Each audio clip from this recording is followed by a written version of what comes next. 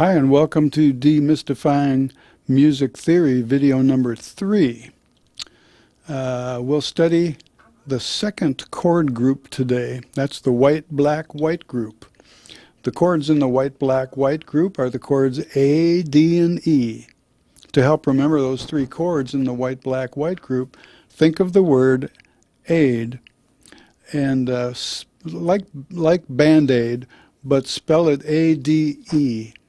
And that will help you remember the three chords in the white-black-white group. Just think of the word aid, A, D, and E. Now we also need to spell each of these chords, A, D, and E, in the white-black-white group. And so think of the 7 triads we learned back in lesson 1. Those triads, there was 7 of them. Each one started on a letter in the alphabet starting with A. And so we had A, B, C, D, E, F, G. And then there's no H in music. There's seven letters. And so we will be adding sharps and flats on those to come up with 12 keys. Okay? But the triad by itself, the 7 triads, these 3 were ACE, DFA, and EGB. And we made the point, learn those so that you know them as one thing. This lesson has to do with the 3 chords in the white-black-white group. So the third note in these 3 triads is raised a half step, making it a black note. So we just add a sharp, a black note, to the middle note, which is the third of each of these triads in group 2, and they become the major chords A, D, and E.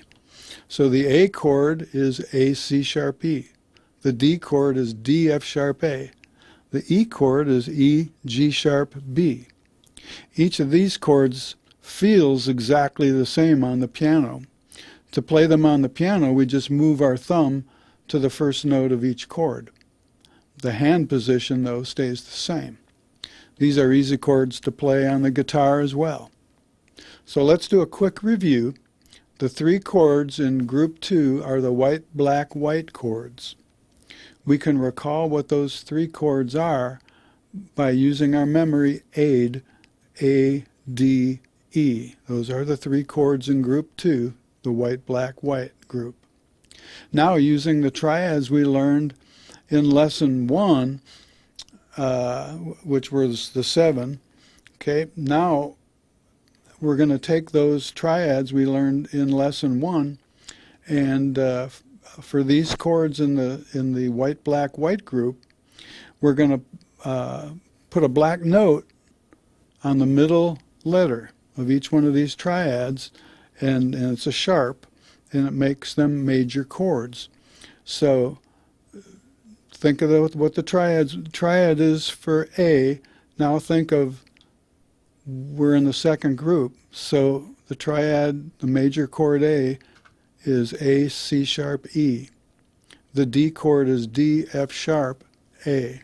The E chord is E, G sharp, B.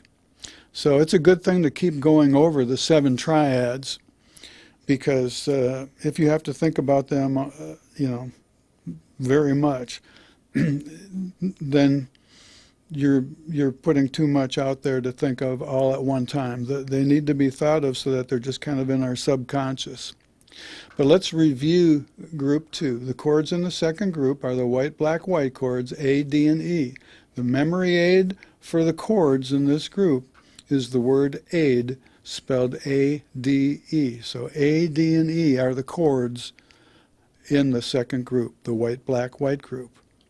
And from the list of 7 triads we learned, and keep reviewing from lesson 1, we know the triads for the chords A, D, and E. They are the triads ACE, DFA, and EGB. That's from back in lesson 1. Group 2 is the white-black-white group, so each of these chords has a black note, a sharp, on the third, on the middle note. So we add a sharp to the third in each of these chords in group 2, which gives us the 3 chords in group 2, the 3 major chords, and they are the white-black-white chords A, C sharp, E, D, F sharp, A, and E, G sharp, B.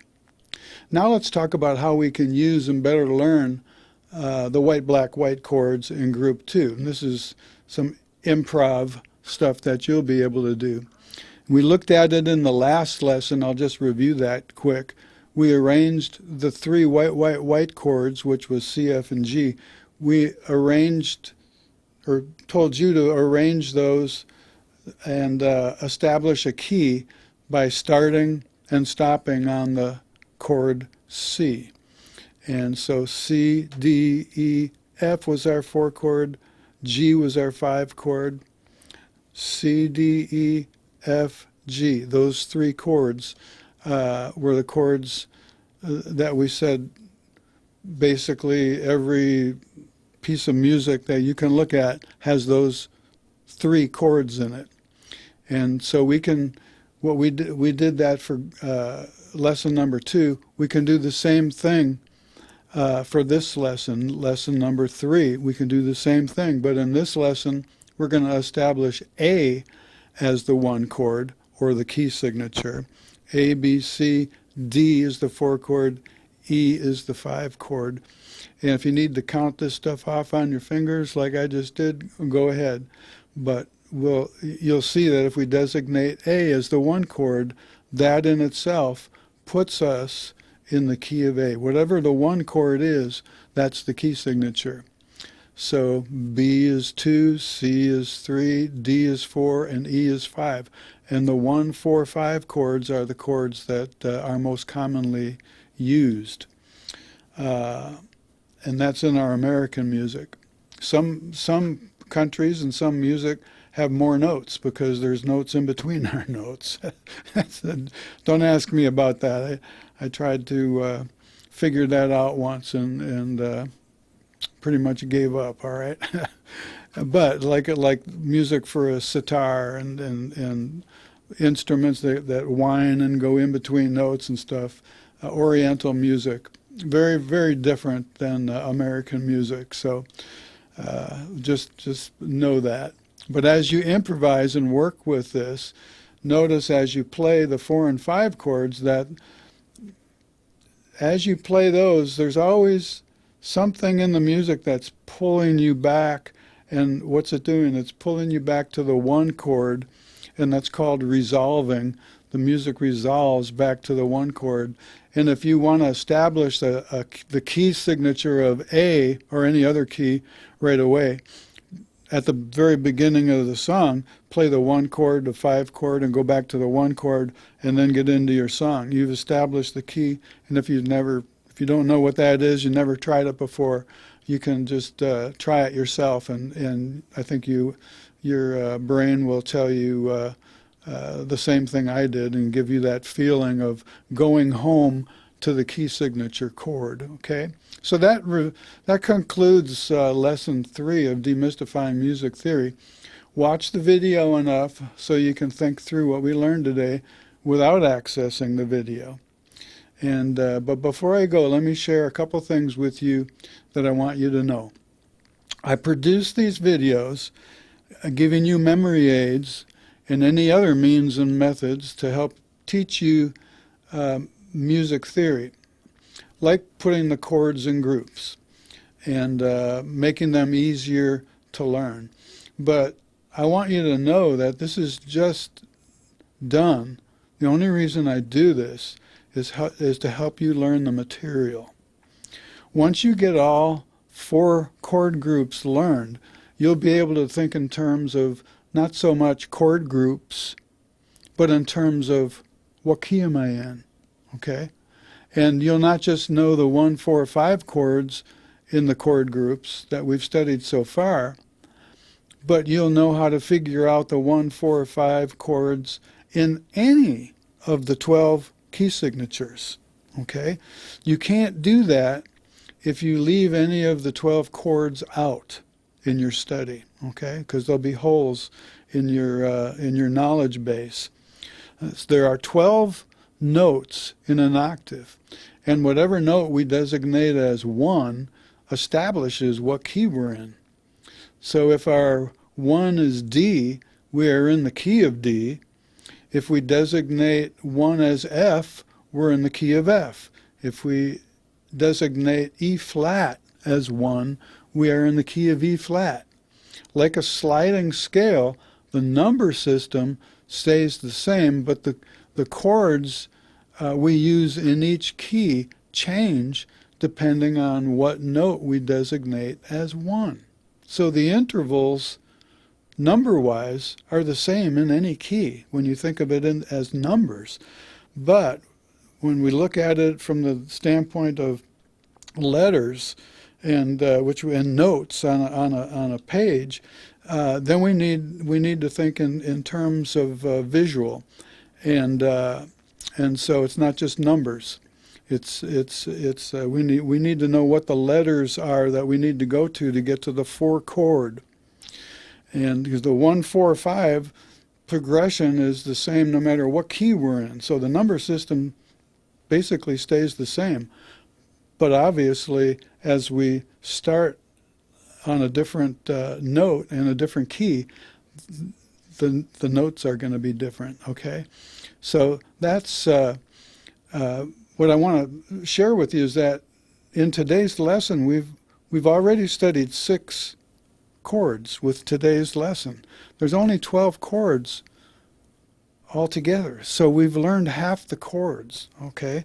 The goal in the series is to learn all 12 chords, which means we've learned all 12 keys. That way, no matter what key we're in, no matter what note we designate 1 as, we won't have any gaps in our knowledge when we want to work with this stuff. The next lesson will really be easy too because of the similarities to today's lesson. So hang in there. Keep thinking about reviewing in your mind what we've studied.